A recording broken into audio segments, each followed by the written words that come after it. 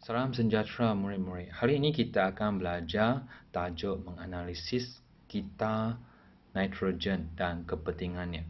Okay, kita ada 4 objektif. Objektif pertama, mengenal pasti kepentingan nitrogen. Okay, so mengapa nitrogen itu penting? Okay, kedua, mempeliharkan kita nitrogen.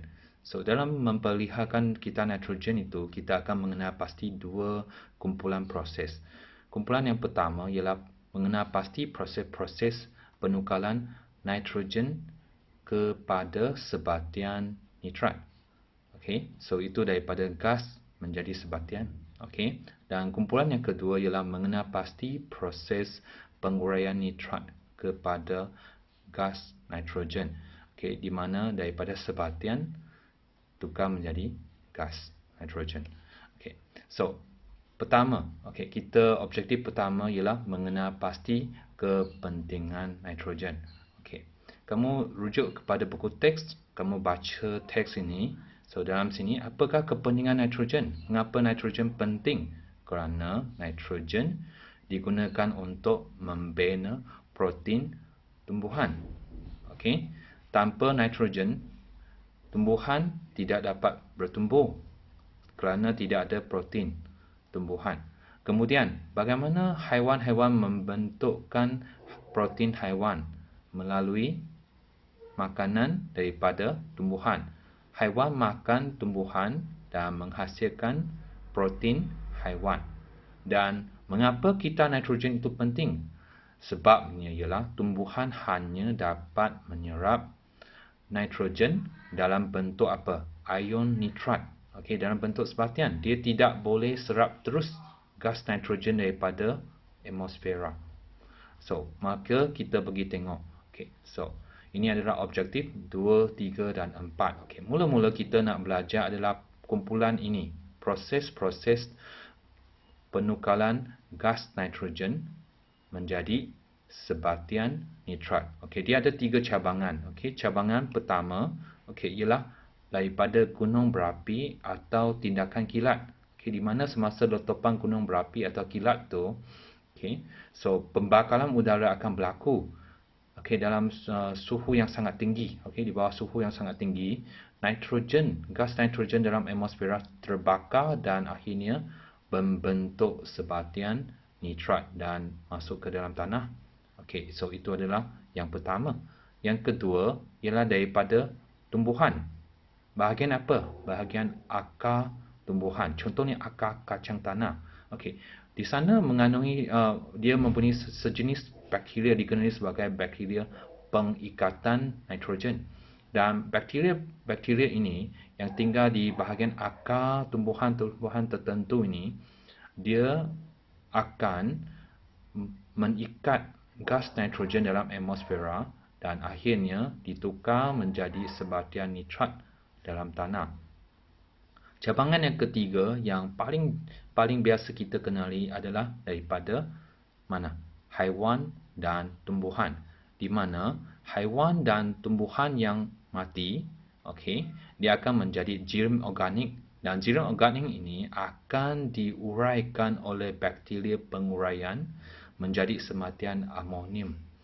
Sebatian amonium ini kemudian diuraikan oleh bakteria nitrit melalui proses penitritan menjadi sebatian nitrit dan kemudian sekali lagi bakteria nitrit akan menguraikan sebatian nitrit ini melalui proses penitritan menjadi sebatian nitrat yang akhirnya yang akan digunakan oleh siapa? Digunakan oleh tumbuhan dalam proses fotosintesis dan proses pertumbuhan. Okey. So, maka di sini, ini adalah dia punya cabangan dan ini adalah destinasinya. Okey, iaitu akhirnya mereka akan membentukkan nitrat. Sekarang kita akan pergi tengok ialah bagaimana nitrat dia digunakan. Okey, ia digunakan oleh tumbuhan, melalui akar tumbuhan. Tumbuhan menyerap sebatian nitrat dalam bentuk lalutan akuas. Maksudnya sebatian nitrat larut dalam air dan diserap ke dalam akar tumbuhan digunakan dalam proses pertumbuhannya. Dan itu adalah cabangan pertama nitrat keluar. Cabangan kedua nitrat keluar ialah melalui sejenis bakteria. Bakteria ini dikenali sebagai bakteria pendenitritan. Okay. Bakteria ini tinggal di mana? Dia tinggal di kawasan yang kekurangan oksigen, di mana bakteria ini terpaksa menguraikan sebatian nitrat untuk mendapatkan oksigen. Okay. Dan nitrogen yang tertinggal tu akan dilepaskan ke dalam atmosfera, okay, menjadi gas nitrogen. So, maka ini adalah cabangannya.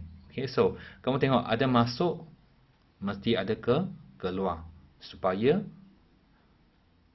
kitalan ini mencapai keseimbangan. Okay, jika tak hanya masuk saja, tak ada keluar, lama-lama dalam atmosfera kita tidak akan ada gas nitrogen lagi. Okay, kita pergi tengok dalam bentuk yang lebih ringkas lagi, iaitu dalam bentuk carta alir. Okay, di mana kita ada berapa cabang masuk? 3. Okay, ini ada 2 yang pertama, kilat dan gunung berapi atau bakteria pengikatan. Okay, dan dia okay, so dia mengikatkan gas nitrogen menjadi nitrat. Dan kemudian kemudian kita ada cabangan yang ketiga daripada haiwan dan tumbuhan yang mati.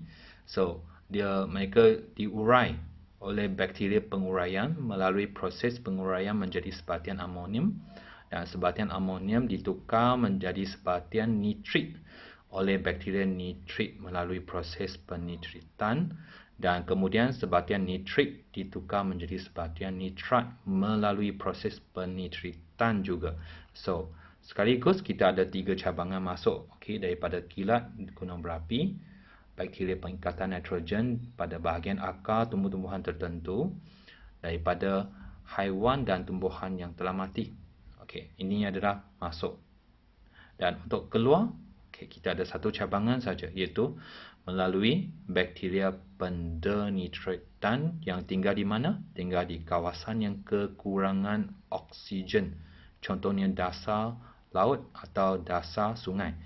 Di mana di kawasan itu kekurangan oksigen, mereka terpaksa menguraikan nitrat dan itulah mencapai keseimbangan.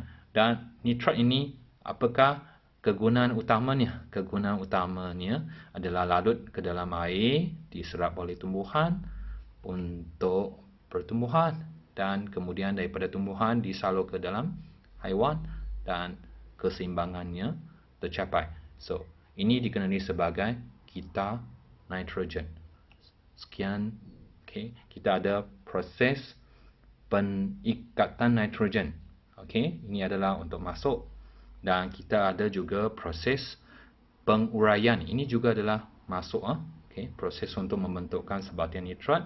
Dan kita ada 2 kali proses penitritan. Okay, 2 kali proses penitritan untuk membentukkan sebatian nitrat.